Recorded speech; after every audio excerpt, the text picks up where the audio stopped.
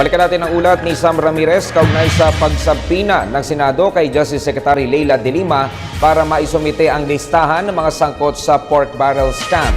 Narito ang report. Matapos ang mahaba-habang pananahimik, nagdesisyon na si Senate Blue Ribbon Committee Chairperson Tofisto Ginggona III na ipasabpina ang Napoles list na hawak ni Justice Secretary Leila De Lima upang masuri ng kanilang komite, kasama na rin ang listahan ni Rehabilitation Czar Panfilo Lacson. Well, I think it's time already, in the spirit of transparency, I think it's time that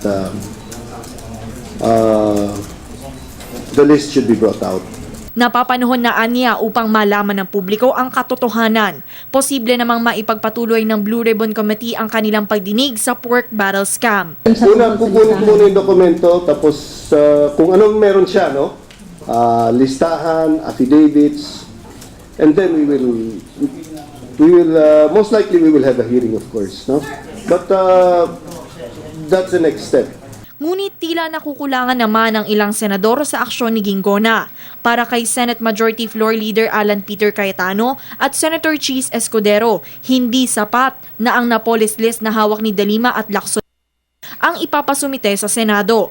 Dapat ipasabpina rin pati ang listahan ni Sandra Cam at Ben Hurluy, pati rin lahat ng mga supporting documents na nagpapatunay ng mga pork barrel transactions, gaya ng mga Special Allotment Release Orders o SARO at Notices of Cash Allocations. Maganda nang ilabas na lahat yan at nang tingnan natin kung magkakatugma ba sila o hindi.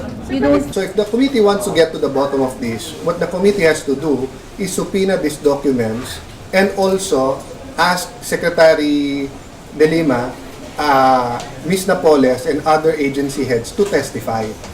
Kung sakaling mailantad nga ang nilalaman ng Napoles list, nangangamba si Lacson na gumuho ang Senado bilang institusyon dahil sa dami ng mga senador na isinasangkot sa pork barrel scam. Ngunit hindi naman ito sinang-ayunan ni Senate President Franklin Drilon. Para sa mambabatas, mas magiging matatag pa raw ang Senado kapag nailabas ang katotohanan. Dagdag pa ni Drilon, mga individual ang isinasangkot sa scam at hindi ang buong institusyon. Ganito rin ang opinyon nila Escudero at Cayetano. Word of one person, babagsak ang isang institusyon, hindi naman siguro ganun yun. At dahil doon, biglang itatago na yung listahan yan at hindi na ilalabas. Kung kailangan bumagsak anumang institusyon para muling bumangon at malinis, yun siguro yung kailangan natin gawin. Politicians will collapse but the institution will survive. The problem is not really the collapse of the Senate but yung pagiging inutil. The problem is the Senate is looked like as the watchdog, no? Siya ang bantay. Eh ngayon, ang tingin sa Senado hindi bantay kung hindi bantay sa lakay. Binigyan ni Ginggona si De Lima ng hanggang Huwebes, 15 ng Mayo, upang maisumite ang naturang listahan. Samantala, handa ng magsagawa ng pagdinig ang Blue Ribbon Committee hinggil sa maanumalyang paggamit ng Malampaya Fund. Isasagawa ang hearing sa susunod na Huwebes, 12 ng Mayo. Para sa Telebisyon ng Bayan, Sam Ramirez.